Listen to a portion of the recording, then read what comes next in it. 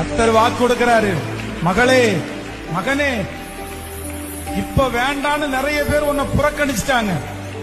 இப்ப நீ வேண்டான்னு நிறைய பேர் சொல்றாங்க.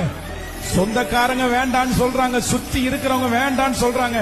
ஆனா கர்த்தர் வாக்கு கொடுக்கிறார், இந்த முழங்கால் யுத்த ஜெபத்துக்கு பிற்பாடு ஆண்டவர் உங்களை எப்ராயிமா மாத்துவாரு.